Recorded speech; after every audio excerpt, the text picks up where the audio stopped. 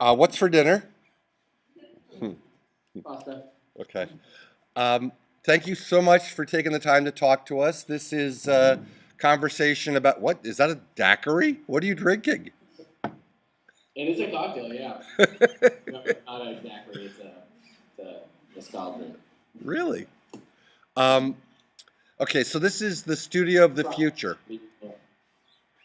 We're talking about the studio of the future, and the idea is that um, you have some experience with 20th century style movie making, at least in the indie world, but you've also begun work recently for a 21st century studio. And in about 45 minutes or less, I'd love to sort of uh, have a conversation with you that we can share with others about the differences and similarities.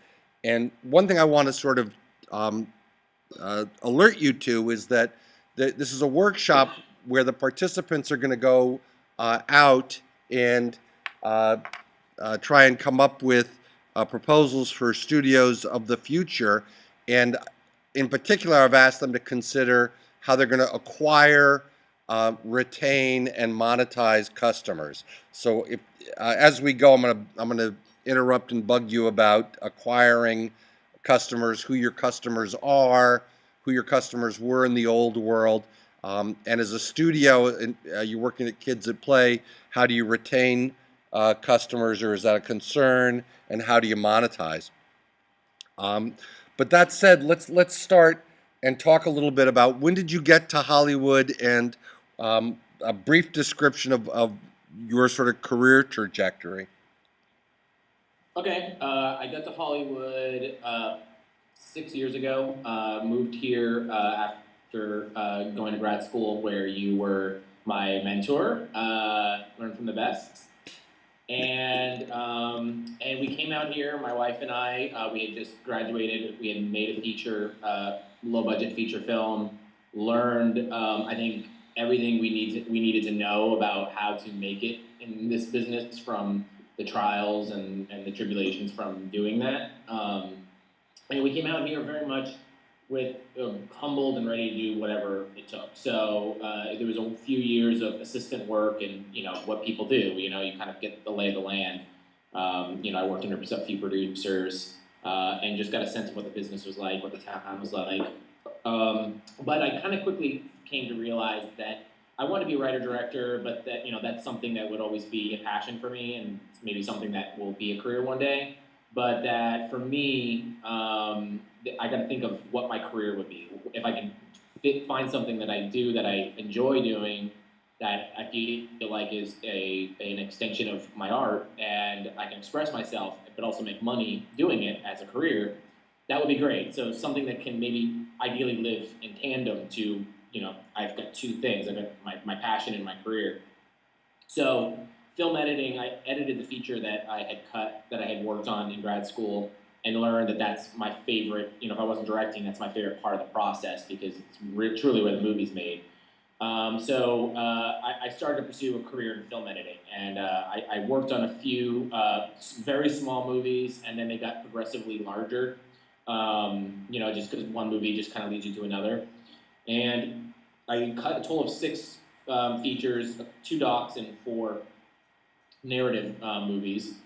And that was sort of my livelihood. And you work from gig to gig, and you're a freelancer, and it's tough. It's great, but it's tough because you don't know what you're going to be doing in 6 months. And every job is completely different than the next one. So you think you're prepared, you think you've seen it all, and then you kind of get into another film, and it's just totally different world and language. Truly, it's like each film kind of speaks its own language, and so it's like you feel like you don't speak the language, and then you start watching the footage, and you slowly start to understand what it's trying to tell you.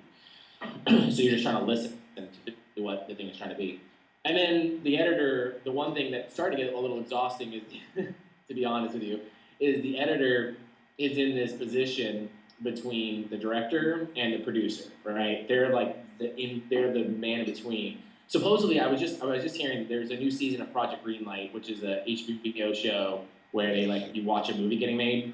it was in the graveyard for a few years, and they just brought back a new season. And supposedly that's a huge part of the show. Is like the producer and the director don't the production coordinator or something and the director don't get along, and the editor is right in the middle of that. So it was tough because I found myself just as much of my job was the figuring out the diplomacy of how I was going to address a series of notes because I'm in the middle of two really headstrong people. But anyway, it was great. I enjoyed it. And the last thing I cut was this documentary. I don't think it's ever going to get seen. Super proud of it. The reason is that the doc was about Castro, and it was all about this idea of like when are they going to open up Cuba.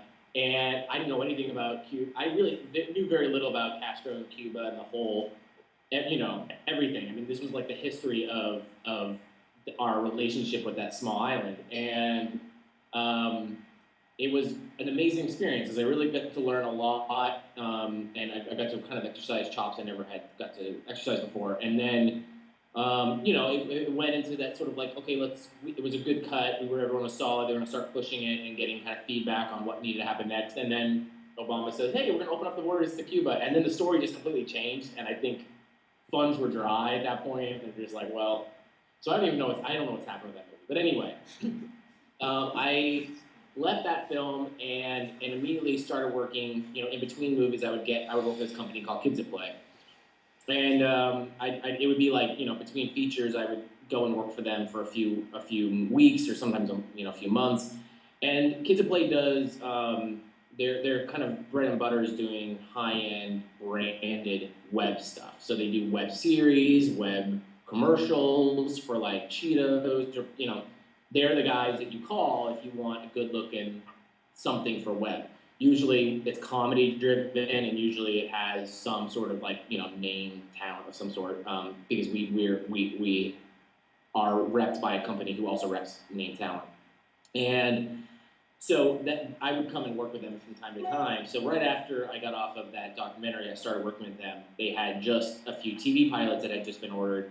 And so I was helping them with their TV pilots. So they had a pilot for the cooking channel that I cut for them, and then a pilot for USA Networks that I cut for them. And so I was with them. Pilots take a while. I was with them a good 6 months, and it was just a really good relationship. They really dug what I was doing, and I liked being there, and they offered me a full-time job. So leaving the freelance world was a little tough because it is also I had this idea of what my life was going to be like, but they were promising this kind of a great opportunity to be part of a very small but creative company. And I wouldn't just be an editor. I'd be a producer there, I'd be a writer there, I'd be a director there. Whatever I really wanted to do or where to take on, I could do there. And they've lived up to that. I've been with them for over a year now, and I've done kind of the gamut there. I definitely edit a lot with them, but I developed a lot of original shows. We've gone out and pitched shows to Discovery and Travel and Nat Geo and things that I've kind of fostered from the very beginning, from finding the talent, taking it all the way up. So it's really fun, and we do sketch comedy stuff, and we do all sorts of stuff. So that's my current job. I'm there. I'm what you call a predator, which is a producer-editor. That's a real term. That's like an industry term, but you could. I don't tell people not in the industry that I'm a predator because it sounds weird. But so that's it. That's kind of takes me to where I am now. So I've been there with them for a year now, and it's going good. So are they a studio? That's a good question. I mean, what is a studio? I mean, we say we're a creative production company. That's how we kind of pitch ourselves. So we have a very small office. It has a small space where you could. It used to be a photography studio, so we do a lot. We shoot some stuff in house. We'll shoot stuff against a white wall. We'll build a little small sets. We'll do green screen stuff, but we mainly kind of go out and shoot. So I wouldn't say we're a studio. We're more of a production company, and we provide production services. But we can do everything in house. So we're kind of a hybrid company, which is kind of the new thing. Are these small little hybrid companies that can kind of do a little bit of everything, And how many people work there? 8. 8 full-time, and then we can expand depending on how big things become. Right now, we're starting a feature that starts shooting on Sunday with Legendary. Legendary is, a very big company. They do, they produce the Batman movies, among other things. Well, they have a new digital department called Legendary Digital, and that this is their very first go at this, but they're producing a direct-to-video SVOD feature that it's gonna star influencers, which is another trend. This idea of people who are online. So there's people who are stars of YouTube and sites like that who are actually in the cast of the movie. Let's go back. You said SVOD. Yeah. What does that mean? Streaming video on demand. So it's just a slightly more specific, category. So people. It's kind of everything's SVOD now because is there truly VOD anymore? It used to be VOD was like on Time Warner. I'd say I want to order this movie, and you click it and that was what it was. So streaming means it's more for the Netflixes and the iTunes of the world. So they hope to put this this movie that Legendary is financing, that you guys are providing production services onto a platform like Netflix. Do they have a deal, do you think, or? I'm not privy to that. Yep. I find it. I feel like there's a deal in place, but I don't know that. But it's going to be one of the subscription services that streams is going to be the place where this movie premieres. At least that's the plan. And they know the values that these companies are paying for movies like this. Like Netflix will maybe give you $5 million when you deliver a movie to them if they like it, and they have a deal perhaps in place with these stars. And you said influencers. What do you mean by influencers? You said influencers are starring in it. Yeah, so influencers is this new. If you want to tell me what I think about it, that's a whole other thing. But influencers is this hot thing right now. Like you want influencers in your thing. So if it's a movie or if it's a TV show, if you're packaging it, packaging is like assigning you're putting elements together to kind of sell. Like a good director is a part of the package, or a good piece of IP. Like I just optioned this book. That's a good package. So influencers are part of a packaging thing that people kind of across television and film haven't totally figured out yet how to do it because it's hard, but it's something that people want to try to crack. So the idea is influencers are like a YouTube star. The bad example would be who's the video game commenter that everyone watches? PewDiePie. So that's like, trust me, there's like been 1 billion deals that PewDiePie has weeded through because everyone wants to get his numbers into their thing. So if somebody has a whole bunch of followers on a social media platform, their value to a project goes up. Whereas it used to be like you want George Clooney, now you want somebody who's got a lot of people who follows PewDiePie's YouTube channel. When I was in LA last week, on more than one occasion, I was with a group of actors who complained bitterly that they were getting they were auditioning for parts, but the parts were going to people who had more Facebook friends or more Twitter followers than they did, and that the business has changed. But from your end, you're seeing that, right? Yeah. Okay. So I interrupted you. You were saying you're doing with Legendary. Now they came to you with a script, and they want you. And did they come with a director and a cast, or what elements are they bringing, and what elements are you bringing? This is the big. They're hoping that this is going to become a long relationship, basically.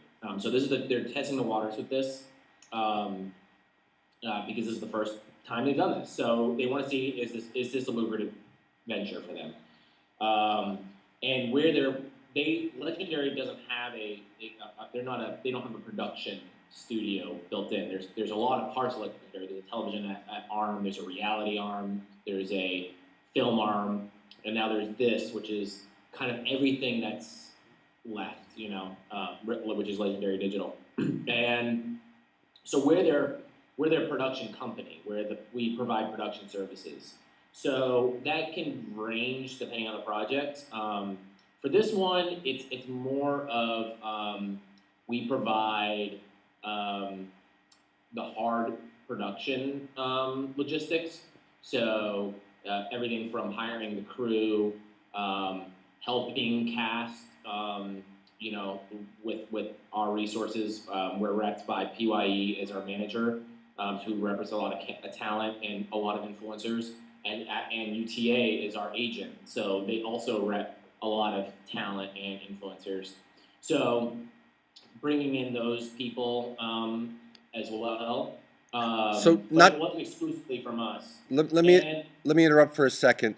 We just talked to David Gale, who was describing MTV Films, which developed properties and then would pitch them to the studios, primarily Paramount.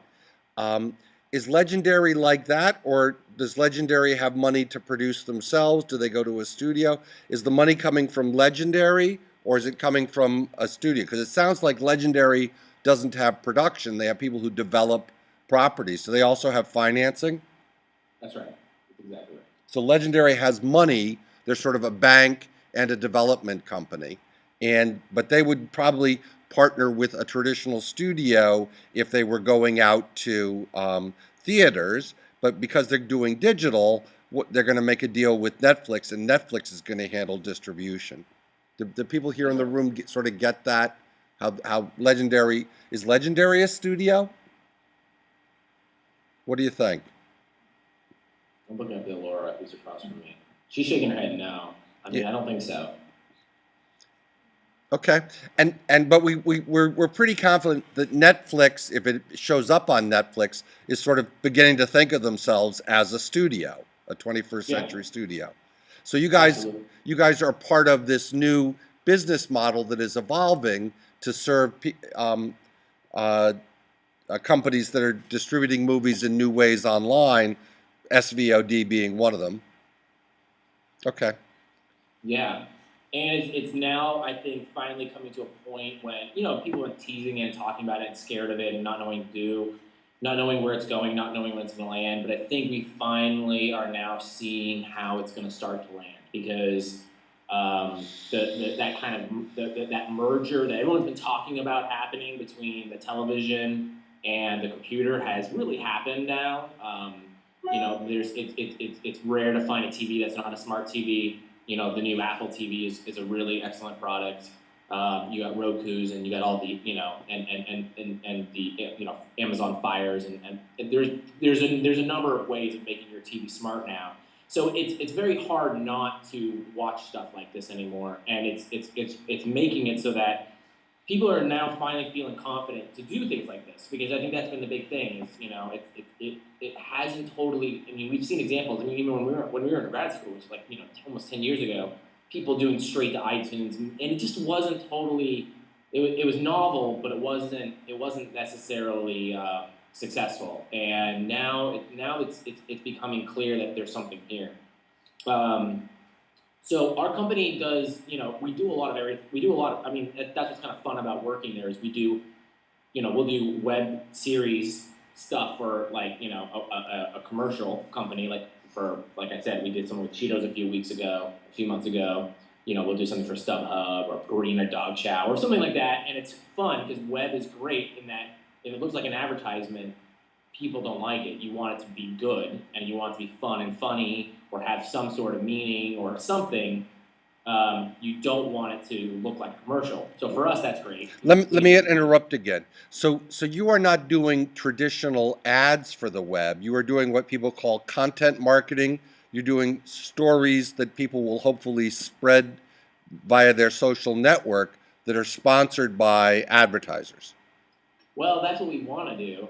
And the problem with that world is that sometimes you get in, and then the people, you know, the companies get scared, and it doesn't look like a commercial, and it's weird, and why is the product not in there? And there's definitely been times when that has not worked for us. And we fight back, and we push as much as we can. And at some point, you kind of just say, okay, well, I gotta, you know, we're done here. You know, you deliver what they want, and then that's that. and it does moderately okay, and that's fine, you know. But more and more people are coming around that what you just described is right, and that's what people are looking for.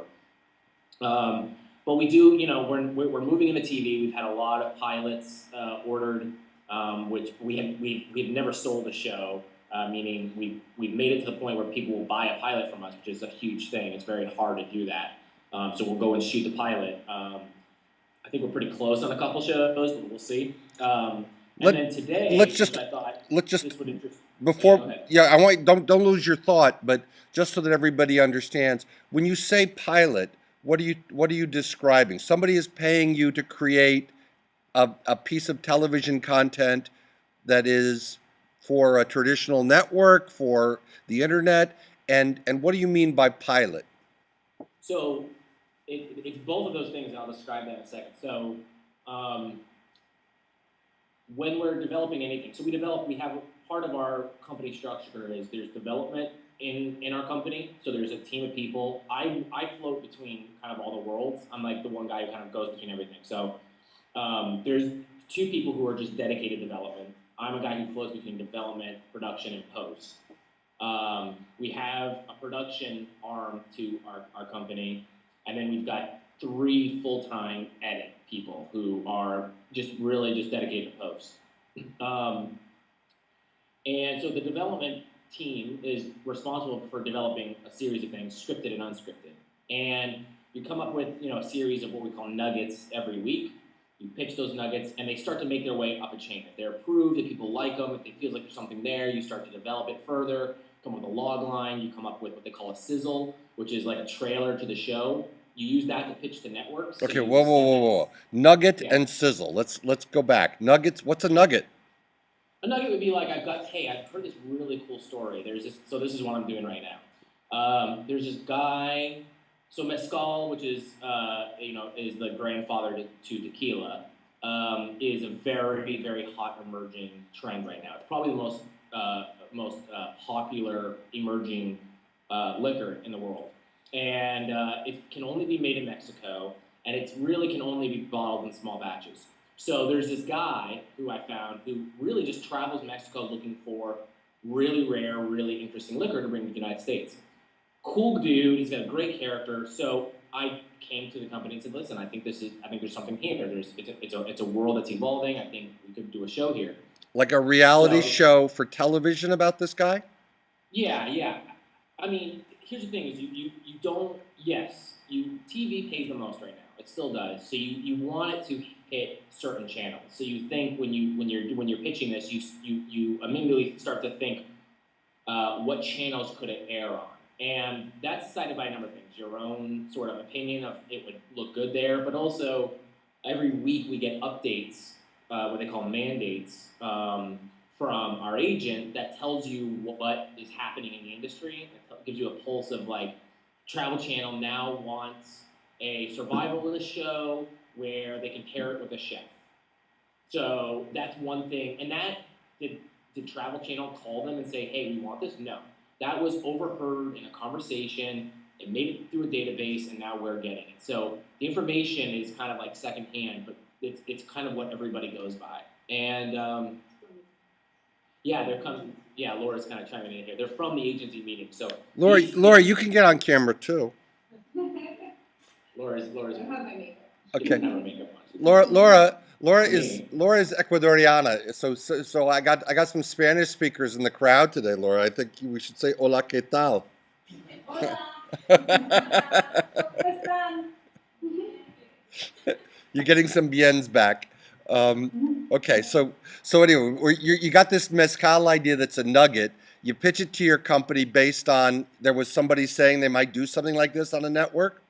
Yeah. So this one is a weird example, but yeah, this one was more kind of, we don't normally get this, but Discovery Channel actually reached out to us and said we would love to do something in this world, and I started investigating the world and found this guy. And what are the reasons you're doing it? Just to tie this thread with what David was talking about. David was saying that he realized that the black audience was underserved when he was doing MTV films. Are you thinking about your customer being Discovery or your customer being a Latino audience in America or an audience that's throughout the Americas that's Spanish speaking? What are you thinking? Well, it's a very interesting question because I'll answer it truthfully. We're thinking our customer is Discovery Channel.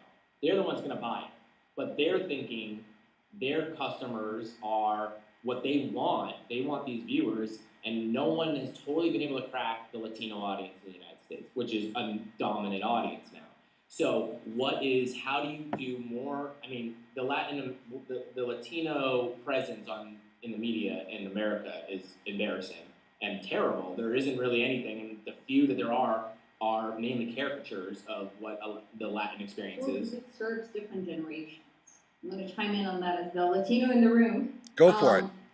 Because the Hispanic market is definitely, there's different regions, like the Florida, Miami-based production companies serve Latin America, meaning a lot of people that specifically come from Argentina, Colombia, Venezuela, Chile, so it's like the southern cone, versus LA production companies that are primarily Mexico serving.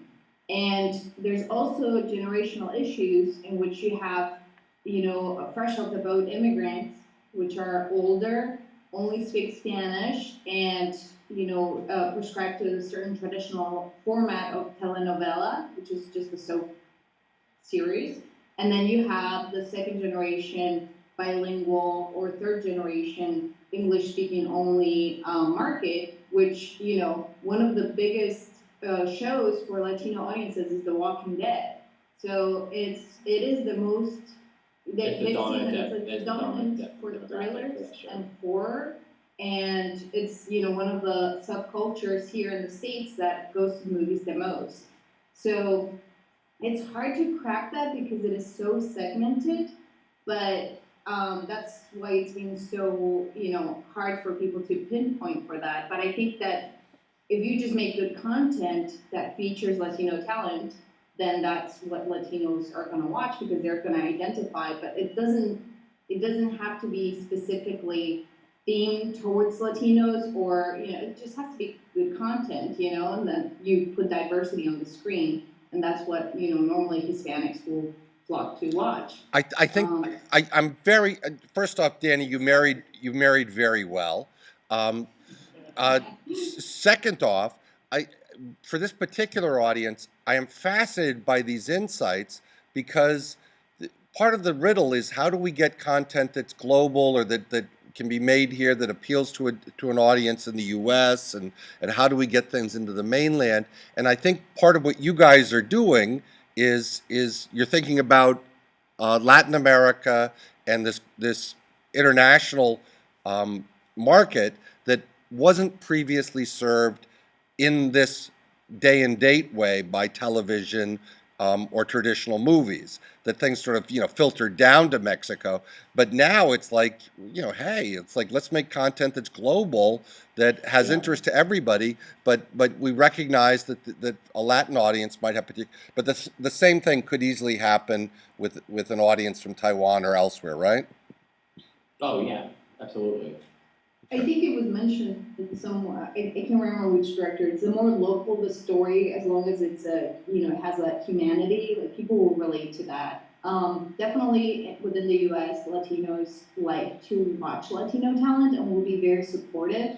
But there's no two immigrant experiences that are the same. There's so much diversity, and within the Latin culture, which I imagine there's other cultures that can relate to that. There is a lot of region and separation, yet there's so much in common.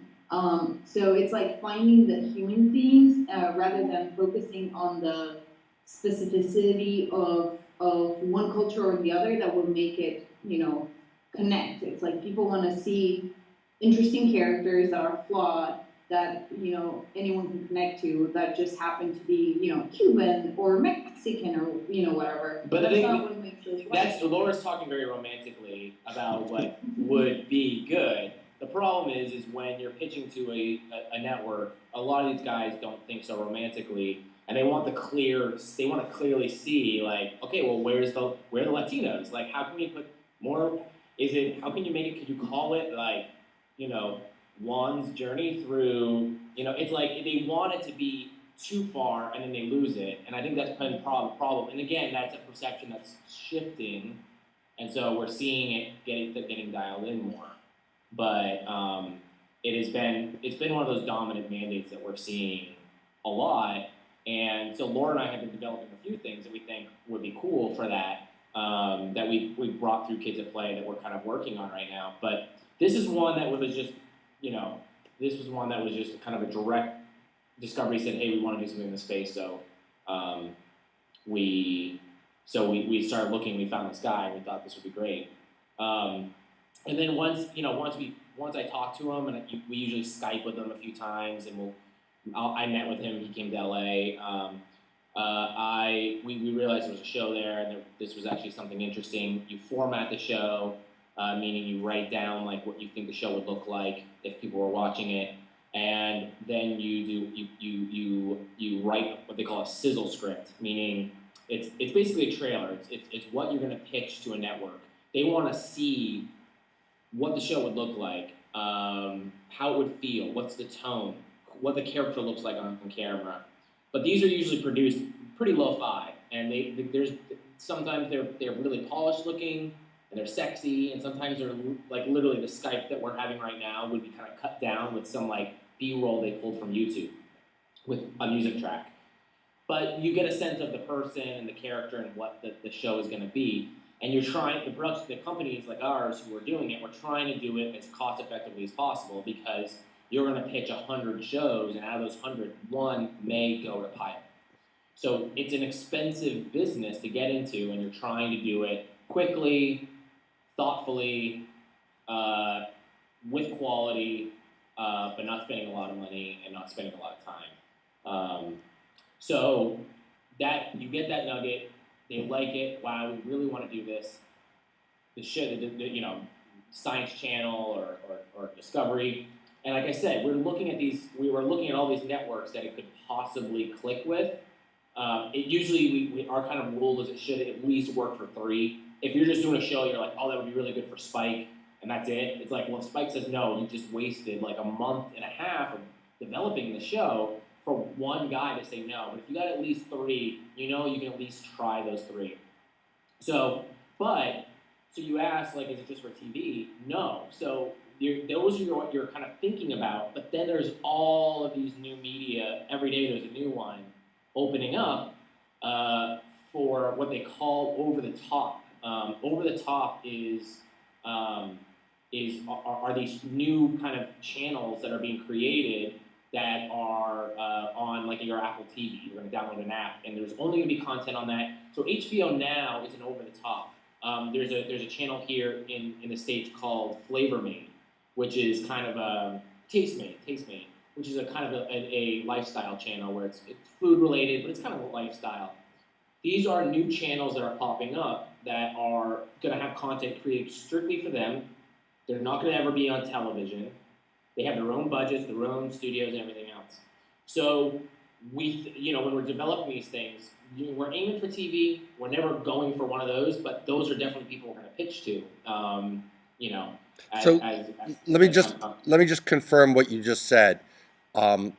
So there are a great many channels that are ad supported that are television channels, like Bravo and Travel Channel and things like that.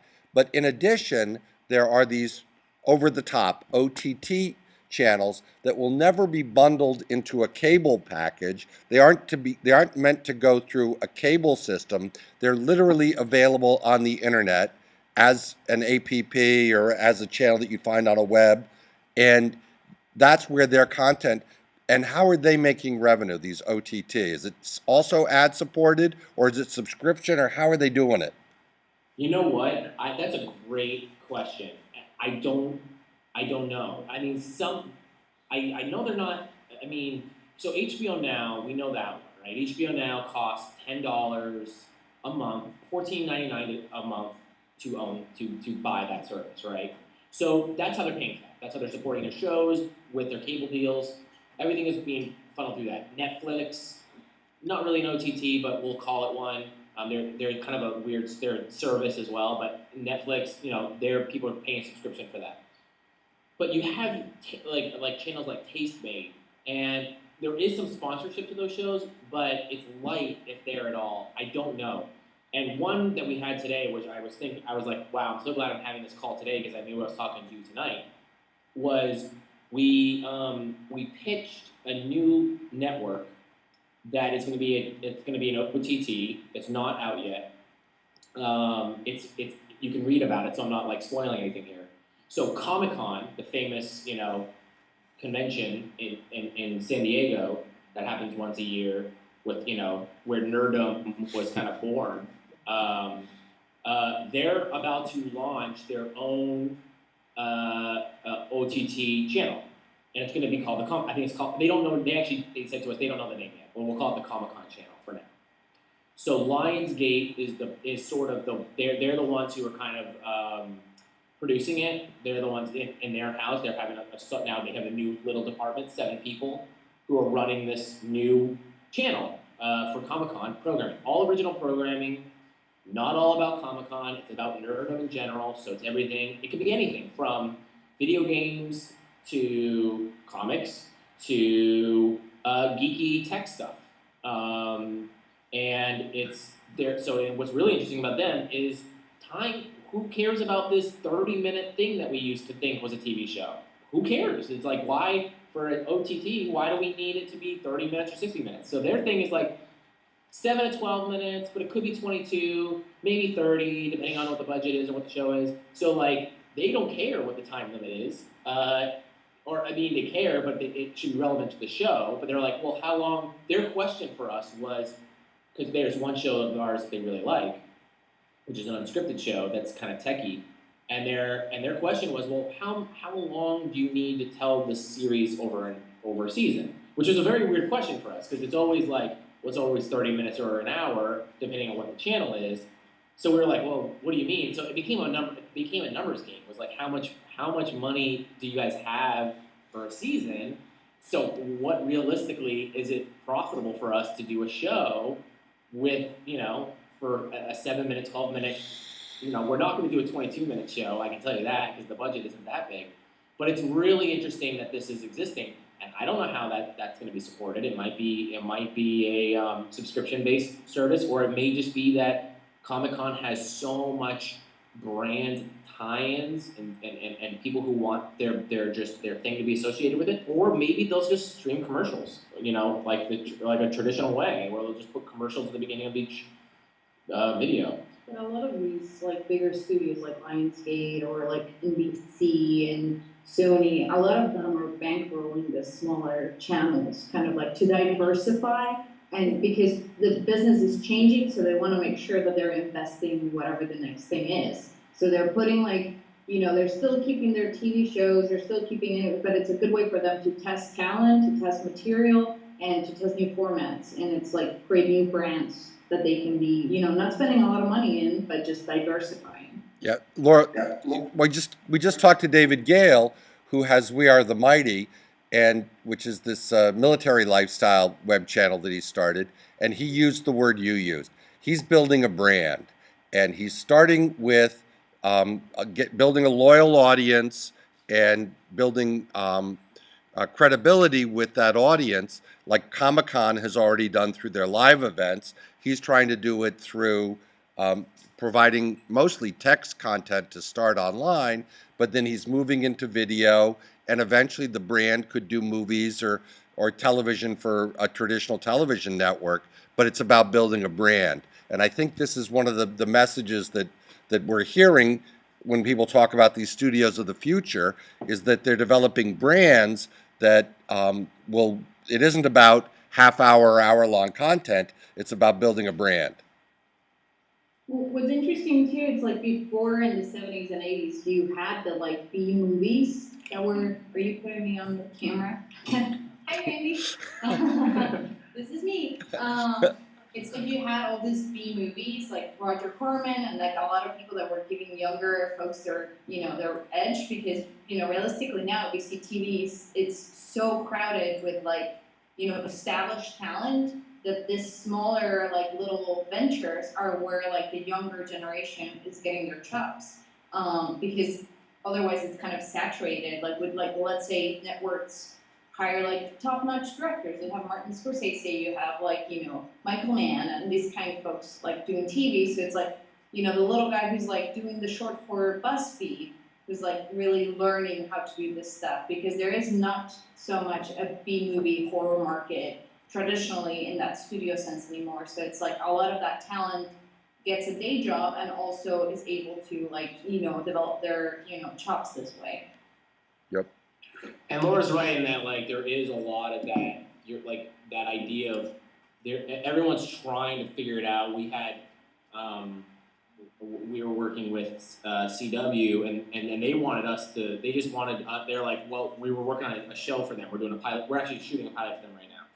And but before we started shooting it, they wanted the deal to be that from now on, Kids of Play would be a like part of CW's like digital arm. Like they just wanted to take us and be like, okay, look, we're in web now too. Like because they owned us, which we do, of course, weren't going to do. That's not beneficial for us at all. But it's interesting that is how these bigger guys are, these kind of dinosaurs are now thinking, is like, well, we got to figure out how to get in there. So anyway, so yeah, the world is. So what was really cool about our company is that the world is shifting really quick. It's shifting to the space, and that's where we started. We started in that space before anybody else, and we were doing web series and doing like fun, good, meaningful, funny content online.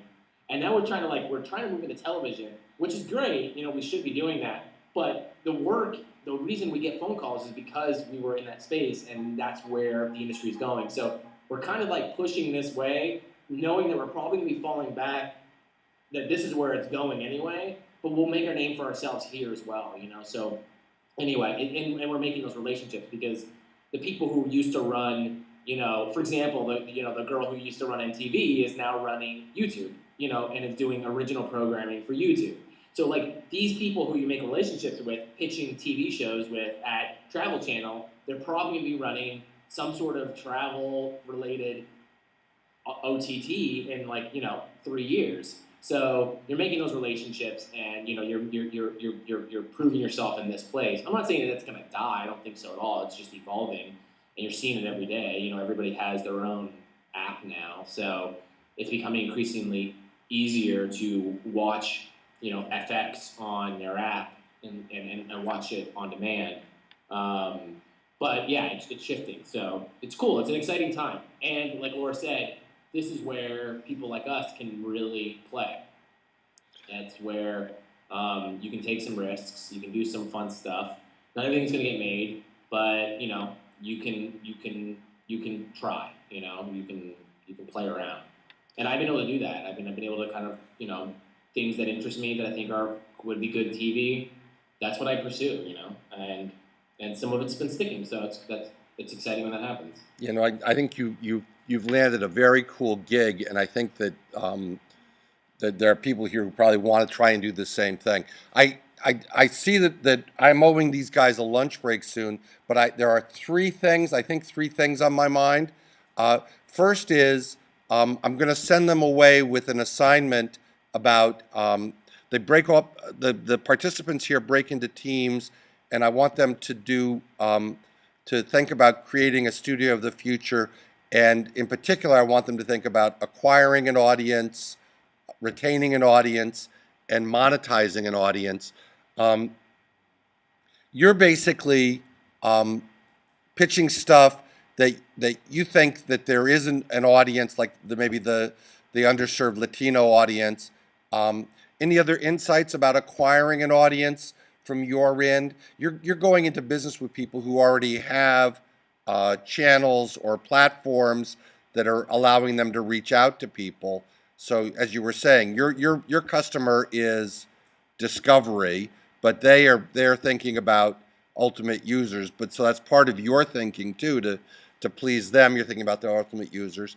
But any thoughts about acquiring an audience, or you guys are thinking Latin? What else are you thinking? What else seems to be? I mean, it's just any niche. It's like that Laura just hit it on the head. I think if it means anything, it's becoming much more specific with, it's no longer, the broad thing isn't as important anymore because there's so many now specific channels who are buying things. If you can really nail a specific audience, I mean, really find a way to get to that core, and find a niche, which is the key word, I think, whatever that niche is, and play to that, there are now places that can cater to that, and they really want that. So today was a huge example of like, it's a new OTT, they've got these really specific niches, they're very specific. Comic-Con is very specific. It's got very regimented people, but within that are millions of people. I mean, that's why that thing is successful, right? So they have the ability to, like, through certain types of anime, have an audience that will be like, heck yeah, I'll watch that. I would love to watch that. Like, I can't believe there's a company that's supporting this thing. I'll pay the $6. NBC has a new comedy app. It's $5. It's gonna be $5. It's gonna be original programming. There's gonna be, some reruns of 30 Rock, and then there's gonna be original programming as well. Yeah, that sounds good. Like, I love Amy Poehler. Like, yeah, I'll watch whatever she does. I think she's really talented, and it's $4.99 a month. Sure, I'll pay that. Like, being very, like, the more specific and figuring out like what that, and it may be talent driven, maybe like the Amy Poehler case, but something like this Comic-Con thing, I don't think it's talent driven at all. The thing we're doing, it's not talent driven at all. It's just techie and cool and nerdy, and they like that, and that's specific for them. And I think it's also being in touch with what the millennial generation is about, because that's who, like, any advertising wants to reach, and it's like really understanding what that market and how, like, that generation thinks and works, that is like attractive to money. It's like if you can tap onto millennials, you are tapping into the purchasing power, and that's why, like, all the networks want to hit the Latino market, because Latinos are young and spend money, and it's like, so it's like that's people are after dollars, and you're trying to reach whoever is going to buy your product. So if you're selling, like, cars, it's like, what kind of car will the millennials drive? Oh, they don't drive, they go bicycles. It's like, so programming about bicycles, it's like, sponsored by a bike company. It's like understanding, like, who's going to have the purchasing power and who are you going to hit. That's why, like, it's very interesting, the transformation of networks that are established, like Lifetime. It's like the generation that used to watch Lifetime is no longer the generation that watches it now. It's like that shift in generation is also important, and understanding, like, what's going to attract money, basically. And I think in the end too, I think it's important because we're creators in the end. If you're looking at it, I mean, there's people who can be successful at being just numbers people and being like, well, there's a lot of hits in bikes, so, like, let's do something with bikes, and it ends up feeling derivative and soulless, because what you ultimately need is your entryway into it. So how would you, Randy Finch, like to watch it? What would be your show with bikes? How do you find your way into it? Then there's something authentic and original about it. And adding on top of that, we will, I know I said we speak a lot to these mandates, but we're also obviously, like, trying to be as in tune with what is trending in the world as much as possible and find our way into it. We're developing a show. There was a big kind of thing here in the States. Girls, women in the workplace are severely underpaid in the United States. It's like, they make, like, I think it's, what is it? 70 cents to the dollar that a man makes in the United States, which is a big thing. And so there was a movement that happened earlier this year called the Girl Boss movement, which was, a Twitter hashtag Girl Boss. And it was basically girls speaking up against stigmas about what they face in the workplace.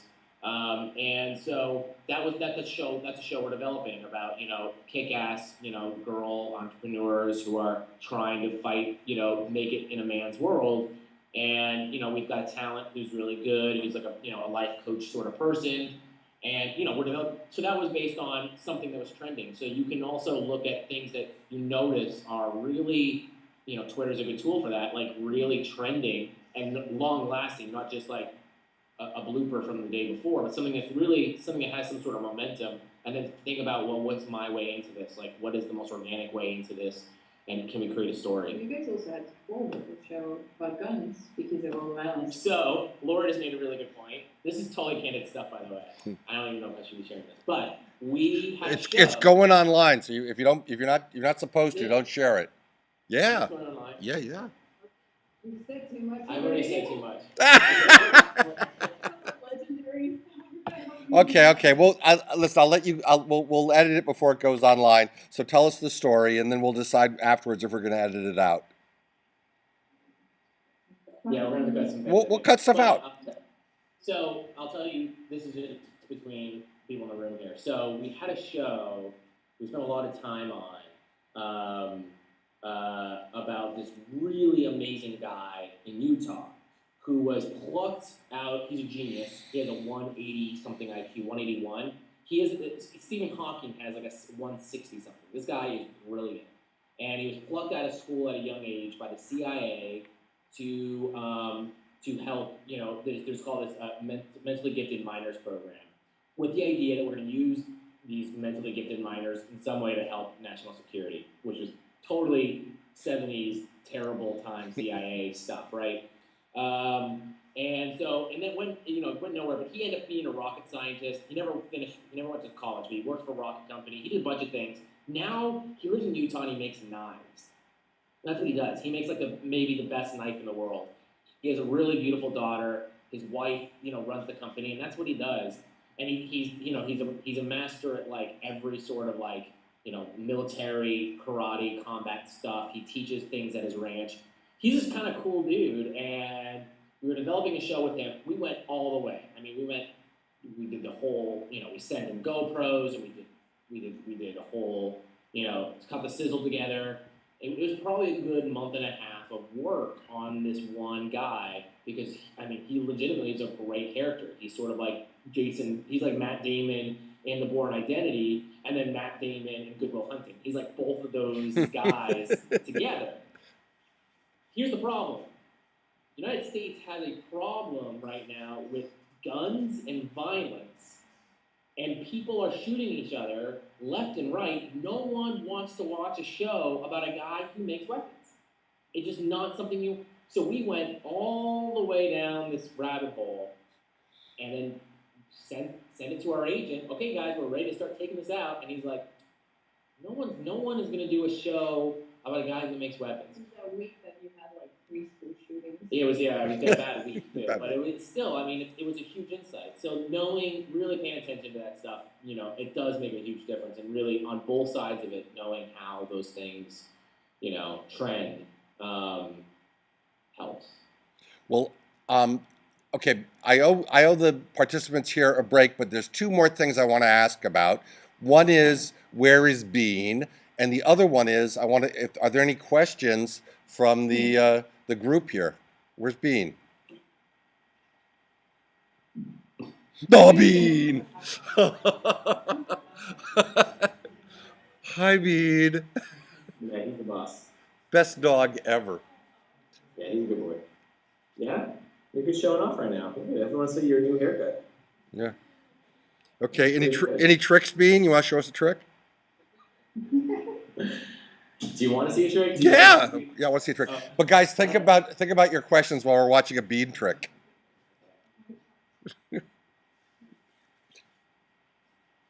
Any questions for Danny about? Yeah, go ahead, ask it. He's setting up Bean. What's the question?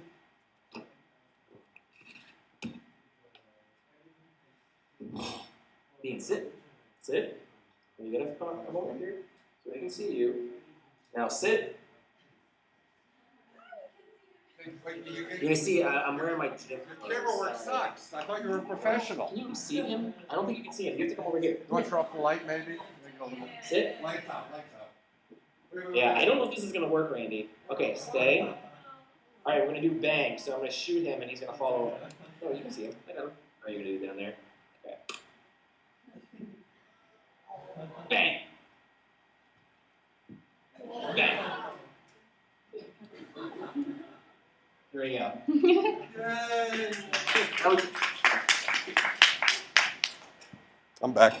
So, Some shorts. I'm like, I deceived you by putting on a collared shirt after coming from the gym.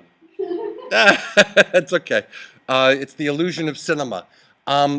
So a question came up about what's the difference between editing features and editing as you're doing now? Does it pay the same?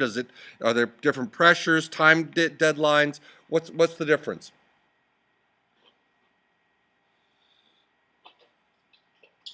No, that's a good question. I mean, there's a lot actually. It's a very different world. I mean, uh, in a nutshell, a feature is a lot more precious. You've got 6 months on a decently, padded feature. You've got, maybe 40 hours of material. You get to know that material intimately. You know every scene intimately. You know every character intimately. You know the theme of the story intimately, and it's a lot of there's a lot of craft that goes into it, and thought and time and relationship with the director, all that stuff. With television, things need to happen a lot quicker, so there isn't that intimacy. Things are shot quicker, so there isn't that carefulness to it. I mean, there can be, and I'm speaking. There's great television. We haven't produced that yet. We are not producing Game of Thrones or True Detective yet. Although we've got projects that I think could be as good as that, and I think there's thought. There's obviously a lot of thought that goes into those. And there is a degree of preciousness, but there is ultimately more speed. I mean, they're even Breaking Bad. It's cut quick. They come in. There's rules. There's the director gets 5 days, and the producer gets 5 days, and it's going quick. And there's a series of editors that's gonna roll. You're gonna roll from one editor to the next, and Yep. shows are gonna get cut. So it's mainly speed, I think.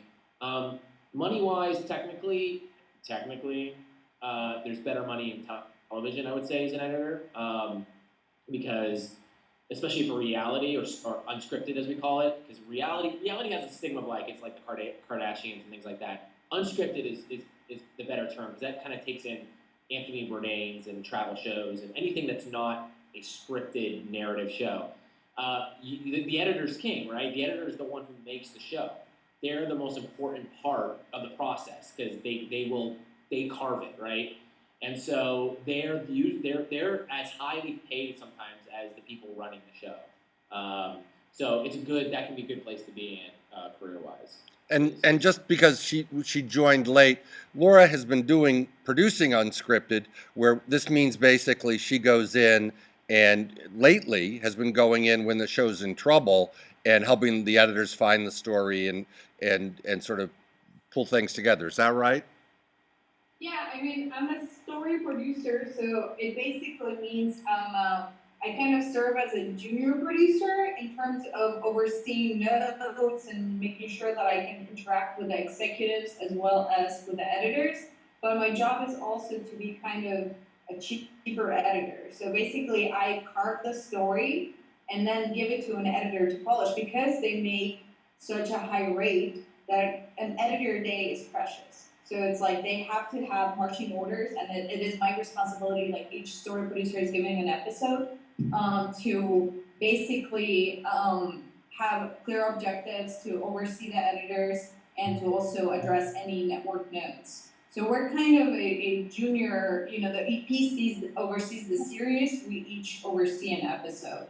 So that's kind of the difference in the job. Okay. I would say in scripted, just because I did work in an agency, I know that comedy is another like well-paid editorial career. Just because if you look at the rotation, normally drama has like 3 editors versus comedy has 2 editors, so those budgets are split. So like people that can cut comedy can make good money. People that can do drama, it's longer, but it's like I find that if you're just about the money, comedy editors can definitely carve a good place for themselves where there's not a lot of competition. It's harder to cut comedy, I think, than to cut good drama, a talent unto itself. But yeah, unscripted is definitely you need a lot of editors. It's just because you shoot so much and to carve the story, and it also depends on the show and just how aggressive they can be. Just to give you an idea, roughly, you get 2 editors per episode, I would say, and when it's more, sometimes you have 5 or 6 editors working on an episode if it's like, you're working against deadlines or air dates.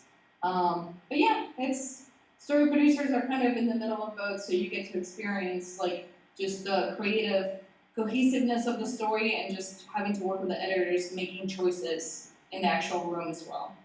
Laura's really good at doing it. She gets sought after. She works for big companies, so she just got done working with Bravo, which is like they kind of invented this type of reality TV. So she's really good at what she does.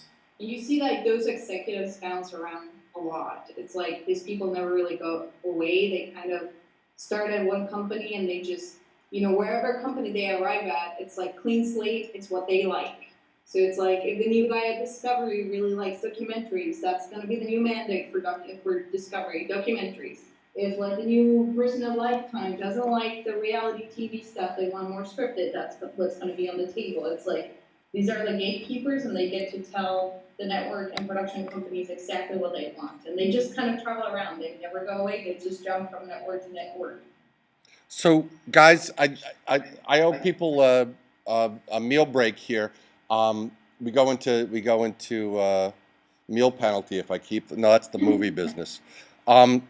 So, any questions from the crowd here about what Danny's doing? I'm going to try and turn the camera around. I think I'm probably going to lose my internet connection. So if I lose you guys, what I'm doing is I'm trying to show you that there really have been people here with me, and that and that there's and they're appreciative of what you're doing. But okay, I'm turning it around. But if I lose you, thank you guys. But we got a couple of questions, one or two. Yeah.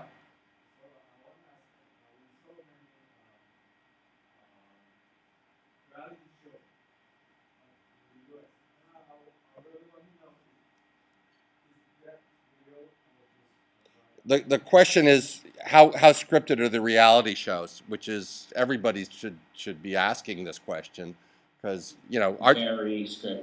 Very scripted. So like, what does that mean? Well, it depends on the show. It honestly does. I mean, there's we to make it sound nicer. We say, "Hi everyone." Oh, there's really people there. Hi.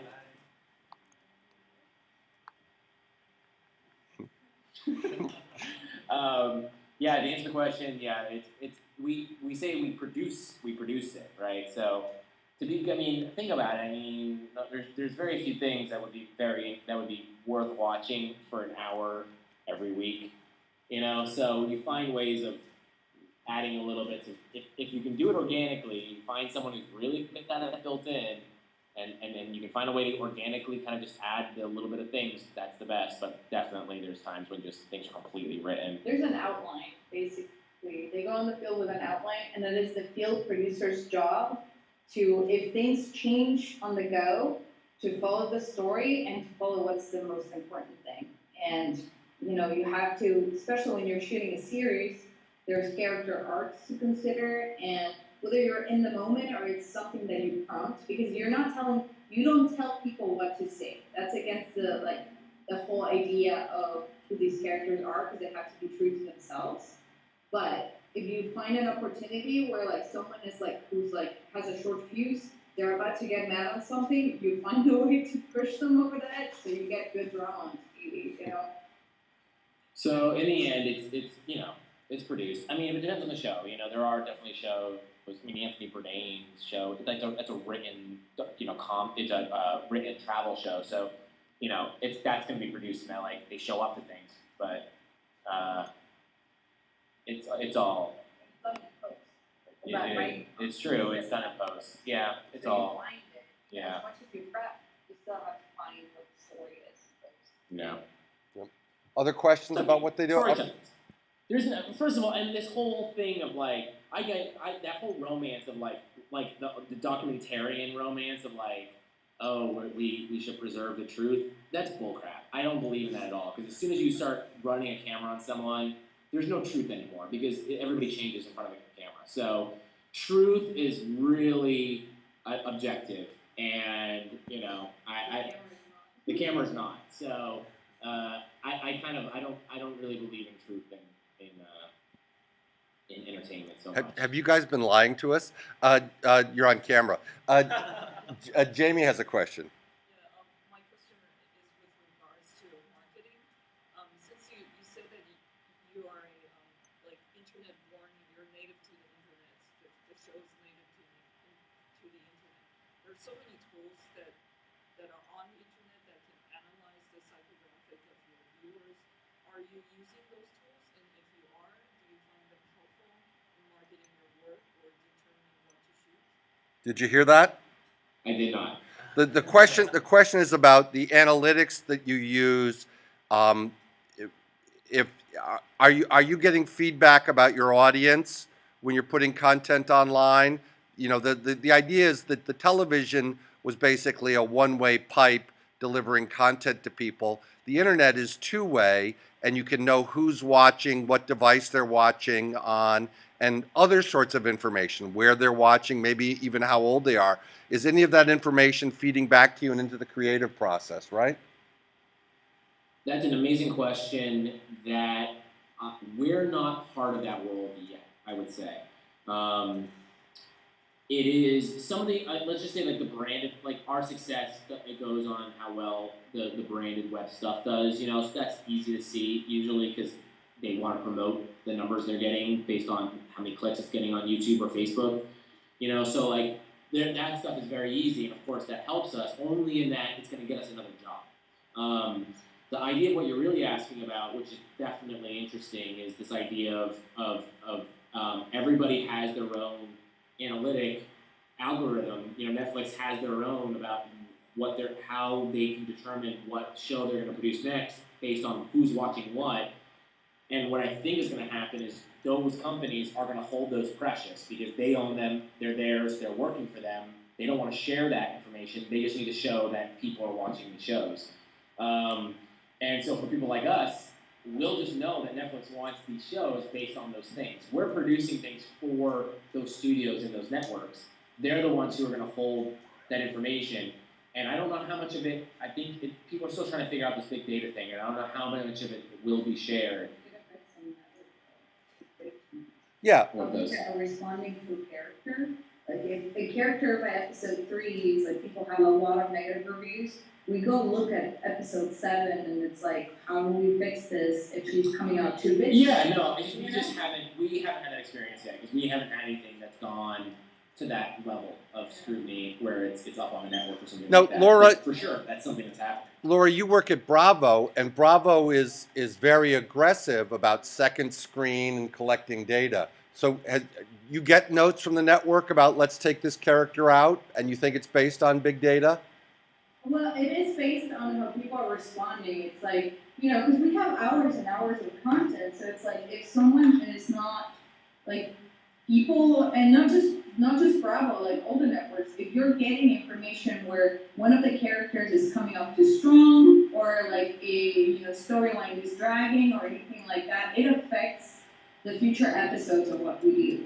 And it also affects in terms of content what people want to see. If they say, "Oh my God, like this girl like dresses so well, it'd be awesome if she went to Paris." It's like, you know, the people like the assistants at Bravo or at Food Network or anything. It's like they're taking note of that because that's what the audience wants to see, and it becomes part of like the pitch ideas of like, hey, our audience likes this. Is there a way where we could have these characters or this show or this event happen in this location where like we're getting feedback or there's a lot of fans of the show here. How do we connect those two things? So viewer response affects content 100%. It does. It's just one of these evolving things, and they don't totally, because we've seen early examples of that. So like way back before I think big data as we know it, there was a show that was negatively affected by the people who watched it, which was Lost. It was a show that had a huge fan base. It was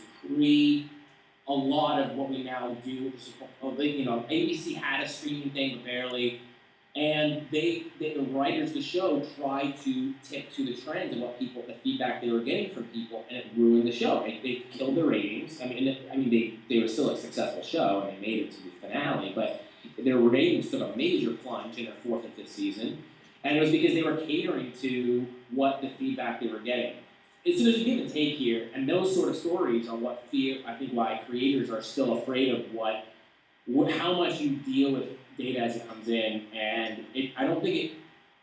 Yeah, it's Well, there isn't a clear thing yet with it, and Randy, you were at that conference a few weeks ago, in which I think that was sort of the consensus was like, well, I don't know, it's like it's still they're still trying to figure it out. I have a question based on what you guys have been saying, and I don't know if it's occurred to anybody else, but maybe audience feedback to reality has a more valid place in the mix than for fiction. That Lost was a narrative fiction show where the audience may like something, but maybe to surprise them or to do something, the control should remain with the authors. But in reality, maybe the audience there's room for a bigger role. I'm not sure that's true. What do you guys think? It feels like in reality it's very important because you're dealing with real people. I guess I'm going over there. Danny's forcing me to. I mean, I keep turning the camera around. Aww. It's more important because you're dealing with real people. It's like ultimately, our characters exaggerated to tell a good story, 100%.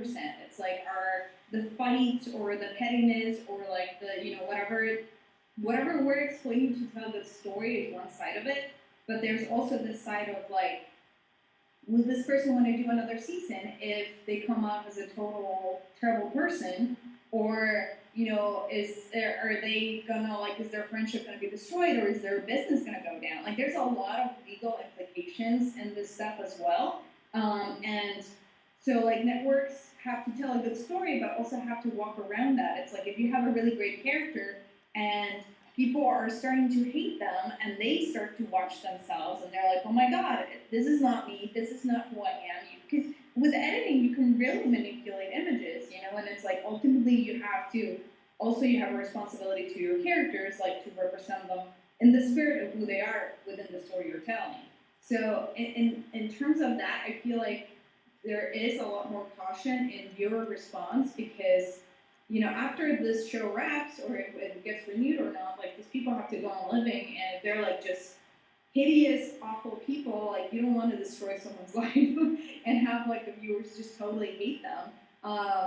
Sometimes you have good villain characters, but then you also have to make sure that you're showing a human side to them. So it's an interesting line to walk, and we've had instances where like a character is coming off just too strong, and we have to just with viewer response, we sometimes have to tone down a storyline or even cut stuff out just to make sure that they're being represented in a way that like one, they'll come back if there's another season, and two, it's like they have a life after the show, because they have kids and they have spouses, and it's like you don't want people to get like so pissed off at them in real life, because that happens. It's like people sometimes have however we play a story to tell a story doesn't mean that this person is like totally awful when there's a fight between two girlfriends, let's say, which happens a lot on Bravo. But like, it's like you don't want people to respond like, oh my god, you're a terrible person, I never want to see you again, and like, their store to go under because of it. So there is that sense of you're walking that line between a good story and having respect that these are actual people. Got it. So other questions? It may be time to say thank you and call lunch. Thank you guys. Lunchtime. Thank you so much.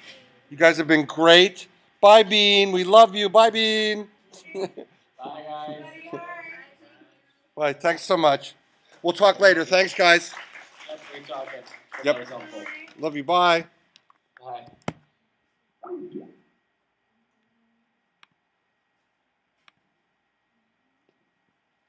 So, I know we've been going a long time. I'm making this file. What's the date? The 21st?